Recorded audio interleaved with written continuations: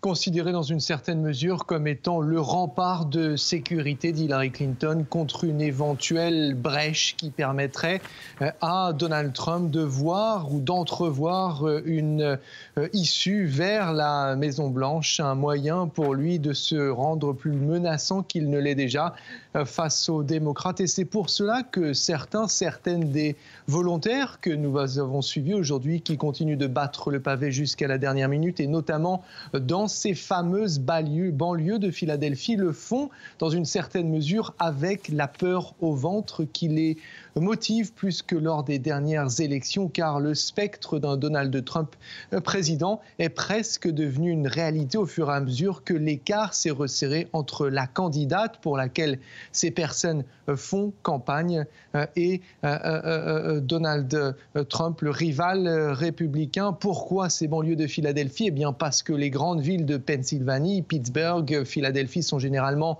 acquises aux démocrates, et tout ce qu'il y a entre les zones rurales notamment sont républicaines. Et ce sont ces territoires, ces banlieues entre deux, eh bien, qui finissent par faire la différence et qui sont souvent très partagées. Et on a pu le constater sur le terrain, une population très divisée, avec une situation parfois dans des quartiers de quasi-égalité entre le nombre de maisons, de résidences qui votent, qui ont l'intention de voter pour Donald Trump, et celles qui, à l'inverse, ont l'intention de voter pour Hillary Clinton. Donc une situation serrée dans cet État. Ça n'est donc pas un hasard si Hillary Clinton s'y est rendue, comme vous l'avez dit, à 2 reprises en une seule journée.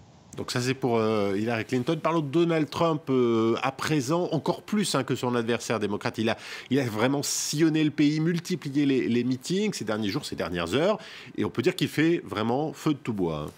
Oui, effectivement, 5 États, il en fait toujours plus qu'Hillary Clinton, et il s'en vante souvent puisqu'il a coutume de dire qu'Hillary Clinton n'a tout simplement pas le physique, l'endurance pour pouvoir être présidente des États-Unis, alors que lui, c'est un battant, et sa manière de le prouver, c'est effectivement de sillonner à un rythme frénétique la quasi-totalité des États clés, ces swing states, comme vous l'avez dit, mais aussi d'autres États qui, là, sont plutôt acquis au camp démocrate, et où il dit qu'il peut être compétitif et jusqu'à la dernière minute. Donc lui aussi, avec ses salles toujours archi-combles impressionnantes, il fait campagne et il dépeint une image très sombre des États-Unis. Il parle toujours de ce sérail, de cet establishment corrompu dont il veut se débarrasser. Il a cette métaphore reprise en chœur par ses fidèles partisans, ce désir eh bien, de nettoyer le marécage de Washington.